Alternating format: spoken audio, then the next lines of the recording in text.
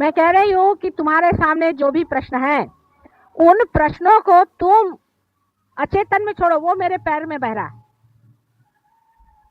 माने ये कि कोई भी प्रश्न है, अब तुमको अपनी लड़की का प्रश्न है समझ लो, उसमें खोपड़ी भिड़ाने से कुछ नहीं होने वाला। जो भी प्रश्न है वो यहाँ छोड़ दो, उसका उत्तर मिल जाएगा। अब तुम अगर सोचते हो कि इस चीज से लाभ होगा, वो नहीं बात। जो परमात्मा सोचता है तुम्हारे लिए जो हितकारी चीज है वो घटित हो जाएगी, वो तुम कर भी नहीं सकती हो, इसलिए उसको छोड़ दो। तुम क्यों बीच में तंगड़ियां तोड़ रही हो? तुम क्यों परेशान हो रही हो? तुमको परेशान होने की कोई जरूरत नहीं, तुम छोड़ तो दो। जो तुम्हारे सारे प्रश्न को सॉल्व करने के लिए पूरी इतनी कमेटी बैठी हुई है, उनके पास छोड़ो तुम। सहयोग में यही तो कमाल है कि सर का बोझा उतर गया उनके खोपड़ी पर। छोड़ के देखो, ऐसे कमाल होंगे कि बस। लेकिन मनुष्य की खुददारी की बात हो जाती है, आखिर तक वो ऐसा ही सोचते रहता है कि नहीं मुझी को करना है, मुझी को करना है। और सोचते रहिए, एक के ऊपर एक ताना बाना चलता रहेगा। कितना भी आप करते रहिए, आखिर में आप पाइएगा कि आप कहीं भी नहीं पहुंचे और आखिर पागल खाने में ही आप जाइएगा। आपके प्रश्न हल करने के लिए एक बहुत बड़ी कमेटी बैठी हुई है, उसमें पांचों तत्व के अधिनायक बैठे हुए हैं ब्रह्मदेव, सारे धर्म के बनाने वाले बैठे हैं विष्णु जी, और सारे संसार की स्थिति लेकर के और लय लेकर के बैठे हुए हैं शंकर जी। उनको भी तो कभी कभी चांस दो कि तुम ही लोग सारे प्रश्न को ठीक करोगे।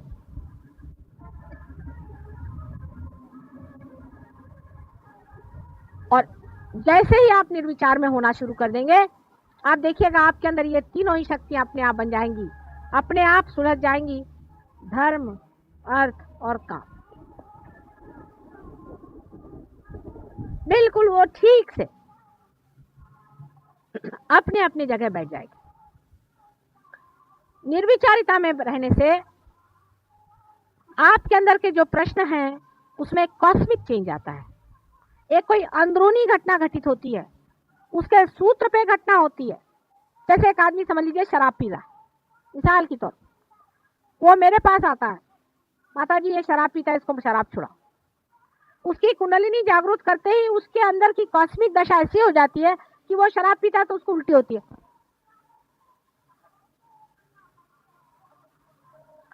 फिर ये भी हो सकता है कि शराब की भी जो मादक शक्ति उसको भी खत्म कर सकते हैं। जब शक्ति पे बैठे तो हर तरह की शक्ति को ले सकते हैं, जितनी डिस्ट्रक्टिव शक्ति है उस सबको खत्म कर सकते हैं।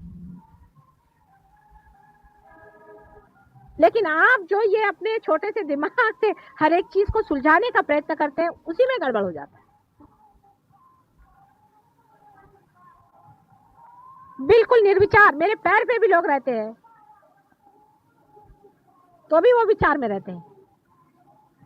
मुझे इतना आश्चर्य होता है, कम से कम मेरे पैर पे तो विचार छोड़ दो, वहां पे भी उनका चलते रहता है विचार।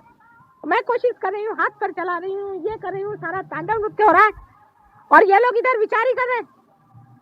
कम से कम मेरे पैर पे विचार छोड़ना आना चाहिए।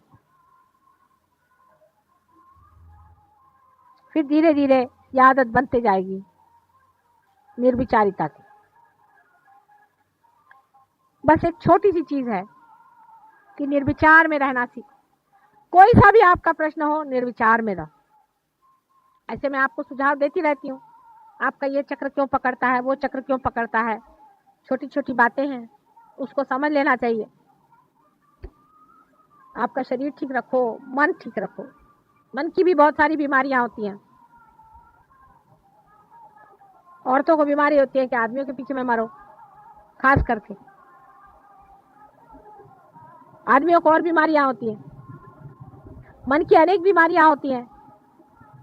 उधर जरा सा चित्त रखो, निर्विचार में रहो। एक छोटी सी चीज करने से ही आपका जो स्वयं हृदय में बैठा हुआ स्व है उसका प्रकाश फैलना शुरू होगा, और वो ही प्रकाश है जो आपके अंदर ये वाइब्रेशंस की तरह से बह रहा है।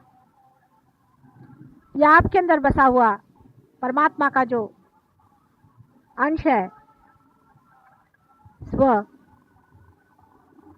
सेल्फ, उसका प्रकाश सारे संसार में जाता है और लौट के आपके पास आ जाता है। पैराबोली में अनेक उसकी लहरें चलती हैं, गोल गोल घूम के आपके हृदय में आ जाता है। अपनी जो बातें है उसे ठीक रखो, आपका शरीर ठीक रखो, जो आपका दीप है, आपकी जो शक्ति है, तेल दिमागी जमा खर्च जो है उसमें खर्च न करो।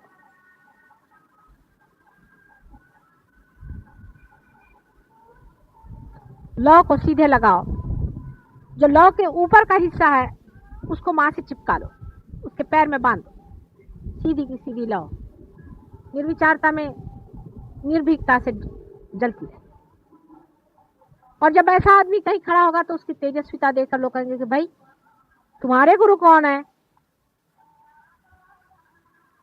ये तुमने किससे पाया। यही सहयोग के लिए आप लोगों को करना है, जहां तक हो सके निर्विचार रहे।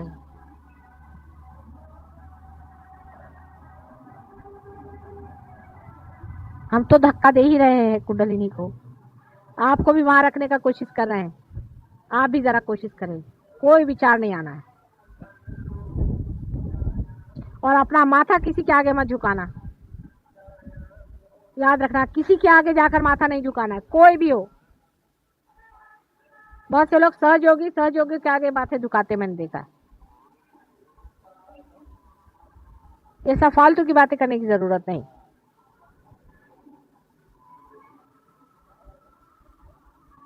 मूर्तियों में भी देख के जिसके वाइब्रेशंस ठीक हो, ठीक है। मूर्तियों से आप बहुत बड़ी मूर्तियां हैं, आप स्वयं एक मंदिर है, क्या वो मूर्ति थोड़ी आपके वाइब्रेशंस जानती है? वो तो उसमें से वाइब्रेशंस बस आ ही रहे हैं, बस, और क्या हो रहा है। आप तो अपने हाथ भी चला सकते हैं, दूसरे को आप जागृति दे सकते हैं, किसी का चक्र खराब हो उसको आप ठीक कर सकते हैं। मूर्ति तो बैठी सिर्फ वाइब्रेशन छोड़ रही है।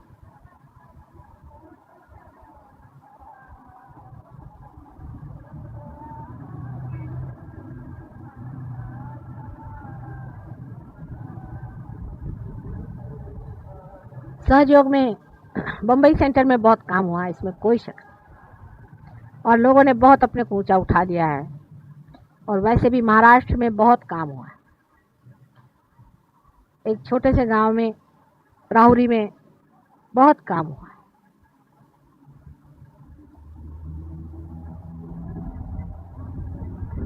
जितना आप गहरा उतरेंगे उतना ही गहरा काम होगा।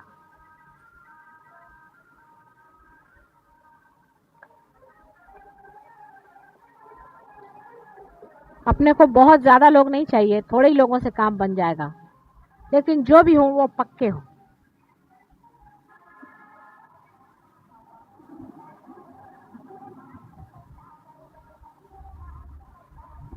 आता काही प्रश्न असले तर विचारा। राजकारण हो तो कृष्ण के जैसा,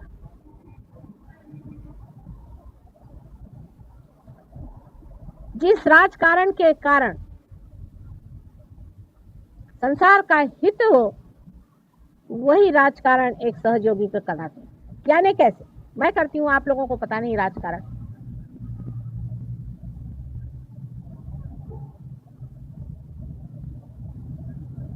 राजकारण इस तरह से करना चाहिए कि खूबी से आप उसमें से हित आदमी का निकाल लें,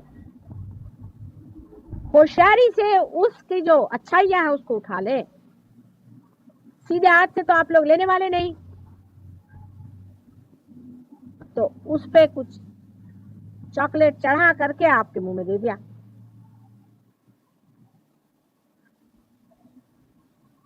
मुझसे बढ़ के कोई राजकारणी नहीं है, बच के रहो। बड़ी राजकारणी हूं मैं, और अगर कोई ज्यादा नेगेटिव होता जाता तो उसको भिड़ा देती हूँ दूसरे नेगेटिव आदमी के साथ में। लड़ते रहो, अमरते रहो।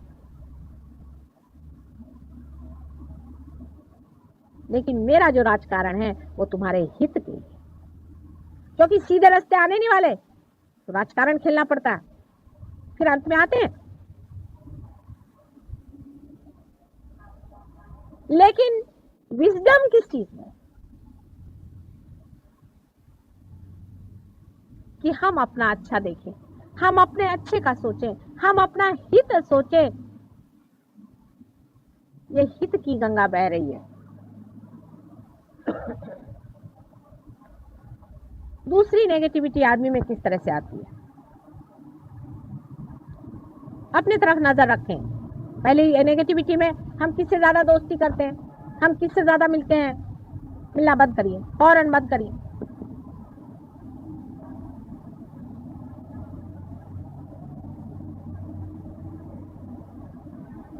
कोई अगर 50 साल से ऊपर के तो वो ग्रुप बना लेंगे। हर एक चीज ग्रुप बनाने के लिए इंसान को कुछ लगता ही नहीं है। क्या भगवान ने आपको कोई ग्रुप में पैदा किया है?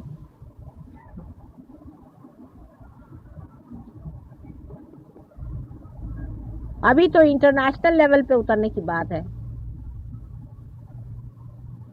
उसके बाद यूनिवर्सल लेवल पे उतरने की बात है। अभी तो गिरगांव दादर ही हो रहा है इधर।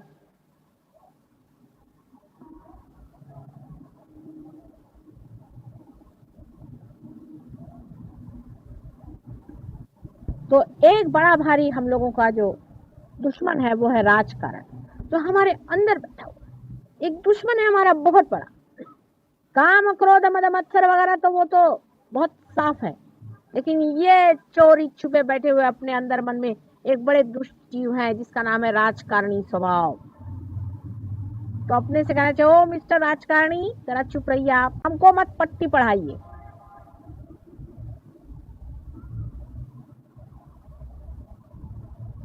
बड़ा चोर बैठा हुआ है अंदर में, उसका ख्याल रखो।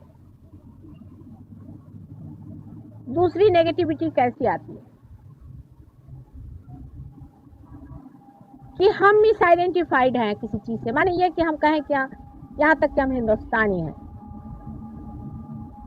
आप कोई हिंदुस्तानी वगैरह नहीं, आप इंसान हैं, ये बात बिल्कुल सत्य है। अब उससे और बारीक बारीक में आइए, होते होते अब मैं किसका नाम लूं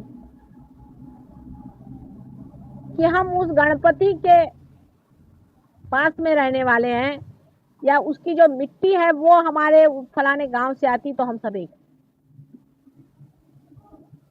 इस कदर के मिस आइडेंटिफिकेशन महामूर्खता के मनुष्य के दिमाग में हमेशा रहते। जब आप अनेक जन्मों में विश्वास करते हैं तो आप ये किस प्रकार कह सकते हैं, क्या आज आप अगर ब्राह्मण है तो कल आप चमार भी हो सकते हैं, और हो सकता है कि आप मुसलमान से आज आकर के यहाँ ब्राह्मण बने बैठे हैं। क्या आपको पता है आपका पास्ट क्या था? तो अपना जो गत है, जो भूत है, जो पास्ट है, उसका भी अगर सत्य आप देख ले, उसका भी अगर आप मत्यर्थ देख ले, उसका भी आप अगर तत्व पहचान ले, तो आप उसको भी बिल्कुल समझ सकते हैं कि ये सब बकवास। यानी आप देख सकते हैं कि मैंने ये मिट्टी कहां से इकट्ठी की है मूर्खता की। एक जन्म में मैं तो मुसलमान था, एक जन्म में मैं राजा था, एक जन्म में भिखारी हूं। ये मिट्टी मैंने कैसी मूर्खता की इकट्ठी की है, उसके तत्व को देखना चाहिए, और उसका तत्व महाकाली का है।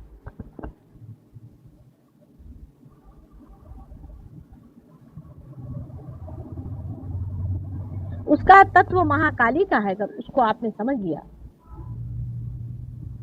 कि ये जो कुछ भी हमारा पास्ट है, ये हमारी बेवकूफी के कारण वहां जमा है। मैं इसकी लड़की, मैं शिवाजी महाराज की फलानी ढिकानी होगी। कौन शिवाजी महाराज, कहाँ है वो? आए मेरे सामने तो पूछे, वो कहाँ और आप कहाँ? वो आए तो घोड़े पे आएंगे।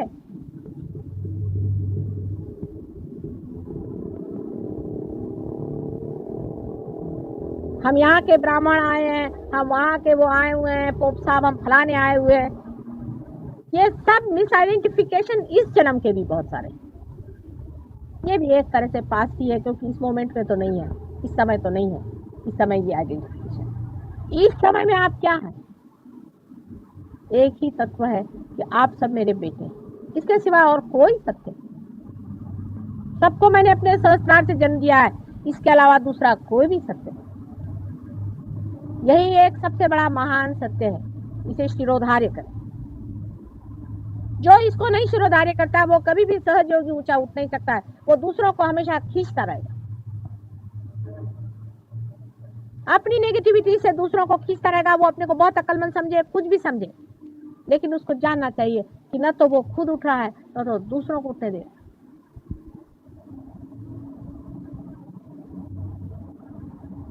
आप सब एक ही माँ के बेटे हैं और सब यूनाइटेड है। इतना ही नहीं, एक ही शरीर के अंदर पनपने वाले आप महत्वपूर्ण चक्र है। ये आप जानते हैं कि नहीं जानते? विराट के अंदर अनेक छोटे छोटे सेल्स हैं, छोटे छोटे पेशियां हैं, उसमें से आप जागृत पेशियां हैं। आप जागृत हैं। आप में से कोई वो पेशियां हैं जो हृदय में है, कुछ है जो ब्रेन में है, कुछ है वो उसके लंग्स में, कुछ है वो उसके पेट में है। जो जो जागृत ऑटोनॉमस काम है उसके अंदर की पेशियां आप लोग,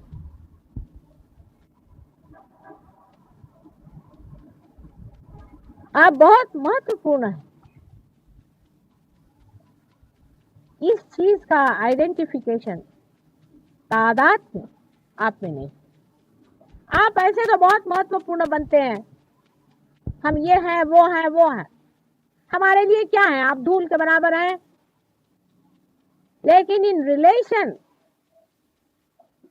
टू सहज योग, सहज योग के साथ संबंधित जब आप हैं तभी आप महत्वपूर्ण हैं, नहीं तो आपका परमात्मा को कोई भी महात्म्य नहीं है, समझ लीजिए। आप व्यर्थ है। परमात्मा ऐसे हजारों उठा के फेंक देंगे, वो उनके पांव के धूल के बराबर है। आपका महात्म्य तभी है जब आप सहज योग के रिलेशन में कहां तक उठते चले जाते।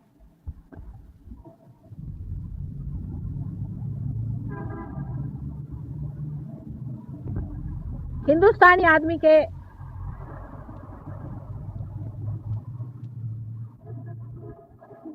शरीर व्यवस्था, उसकी मानसिक व्यवस्था, उसका सब कुछ एक अलग ढंग का है। चीनियों का अलग ढंग का है, अंग्रेजों का अलग ढंग का है। सबने अपना अपना बना लिया है मटका। लिंबूचा सगळ्यांच्या डोक्यात पण तरी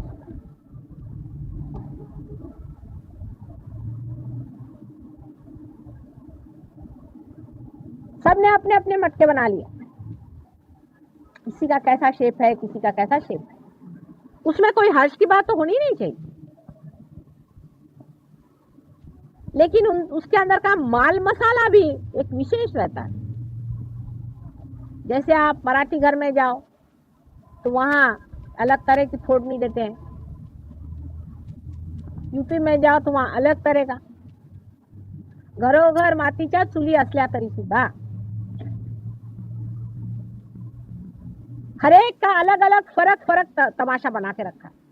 अब ये भी मिस आइडेंटिफिकेशन कितना बड़ा जबरदस्त है कि हम लोग सब अलग अलग हैं, हम लोग फर्क फर्क हैं। हमारे अंदर एक ही सुगंध अपना ही बह रहा है। इससे एक तो कम से कम तादात्म्य कर लेना। पहला सत्य ये कि तुम लोग सहज योगी हो। माने माता जी निर्मला देवी के सहस्त्रार से तुम लोग पैदा हुए हो।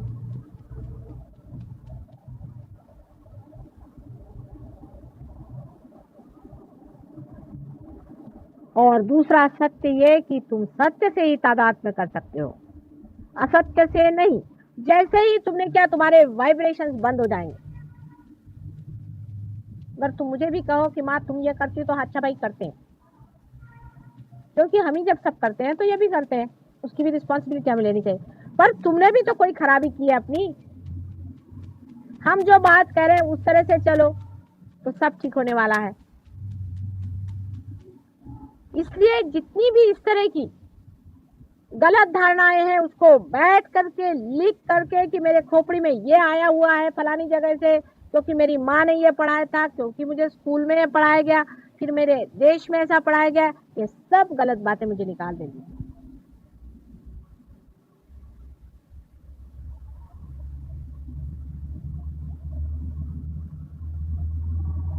तभी सहज योग से सहयोगी एक ऊंचे तबके के लोग अपने आप ऊपर उठाएगा। जैसे चलनी आप घुमाइए तो चलनी में ऐसे लोग ऊपर आ जाए और बाकी सब नीचे।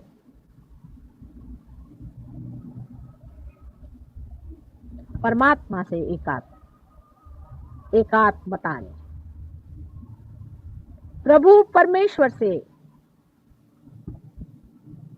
दोस्ती जोड़नी चाहिए।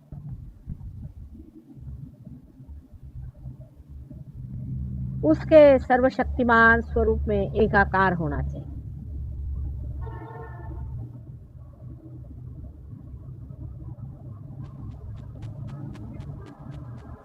इसको जब आप समझ लेंगे और उससे अपने को तादाद में करना। सत्य तो सब जानते हैं, ऐसे लेक्चर देने वाले बहुत हो गए, लेकिन इस सत्य से अपने को तादाद में करते ही साथ आप उधर नहीं बैठे, आप यहाँ के बैठ गए, साइड बदल गए। आप सूर्य की तरफ आप मुख नहीं कर रहे हैं, आप स्वयं सूर्य हो गए। अभी आपने सिर्फ सूर्य की तरफ मुख किया है, फिर आप स्वयं सूर्य हो जाएंगे। अपनी क्षुद्रता को देखते जाओ, अपने छिद्रों को नापते जाओ। मैं तुम सबको सूर्य बनाना चाहती, इसके सिवाय और मैं कुछ नहीं चाहती।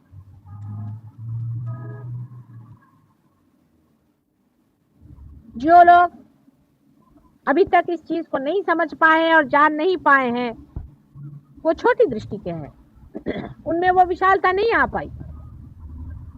लेकिन तुम लोग सब अपने को विशाल बनाओ। दूसरा चाहे छोटा हो जाए, आप अपने को अलग अलग तरीके से विशाल बनाओ। विशालता से ये सब शुद्धताएं जो हैं ये खत्म हो जाए।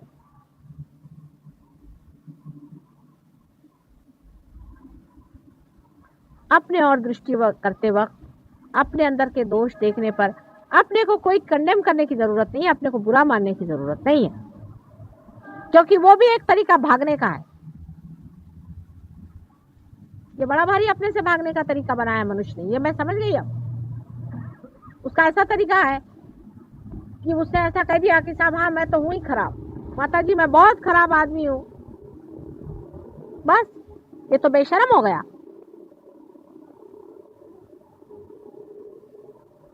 जैसे कि कहते हैं कि हिपोक्रेसी दुनिया में नहीं होनी चाहिए। बेशर्मों से तो हिपोक्रेट्स अच्छे होते हैं मेरे विचार में। बेशर्म जैसे रास्ते पर खड़े होकर कि मैं बदमाश हूं, मैं किसी से डरता नहीं, मैं बदमाश हूं,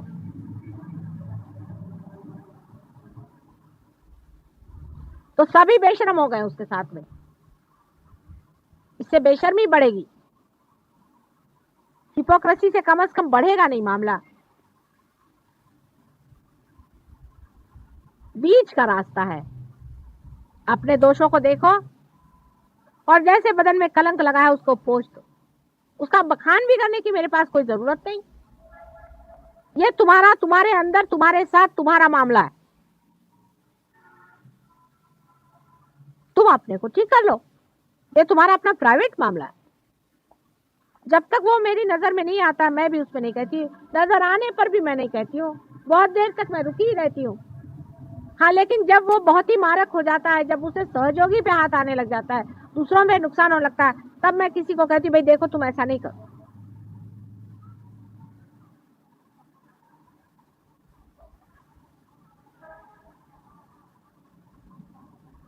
कोई मेरे पास आकर के उसके लिए कन्फेशन करने की जरूरत नहीं है। इसी तरह आप अपने ही अंदर अपनी स्वच्छता को देखो, अपना वर्ण करो, अपना स्वागत करो, अपनी इज्जत करो, अपनी प्रतिष्ठा बढ़ाओ, अपने को ऊंचा उठाओ,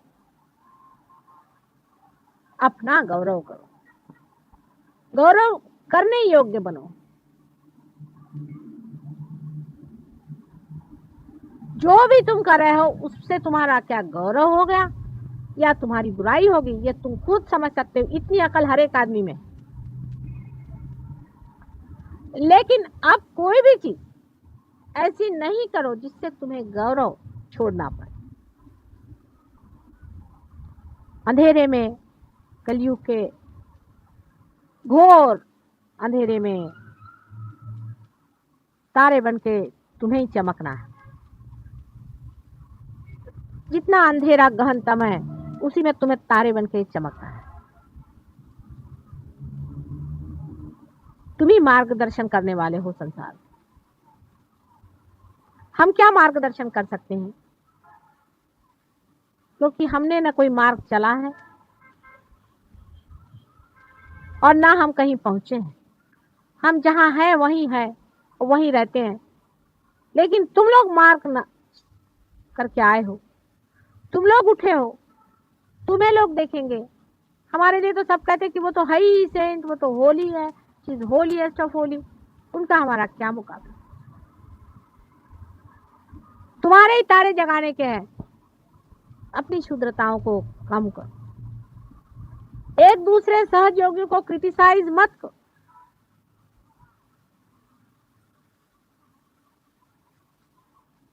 बहुत बुरी बात है, क्योंकि हर सहयोगी एक ही शरीर का अंग प्रत्यंग है। इससे महामूर्खता क्या होगी कि कोई इस हाथ से इस हाथ की उंगलियां काट रहा है। अगर दूसरे सहयोगी में कोई प्रॉब्लम है और आप अगर सोचते हैं प्रेम में, तो साइलेंटली उसको बंधन दीजिए, उसको जूते मारिए, ठीक करिए, पर अपने को भी बाद में जूते मार लीजिए।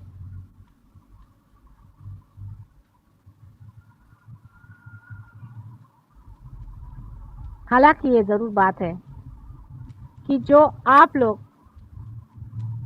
पिछले वर्ष थे उससे आज कहीं अधिक उजले हो, और जो 5-6 साल पहले थे उससे कहीं अधिक सुंदर हो।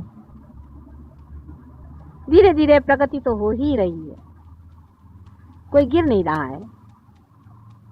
कुछ जो ऐसे होते हैं वो गिर जाते हैं, झड़ जाते हैं, निकल जाते हैं, लेकिन धीरे धीरे चीज ऊपर बढ़ती जाए।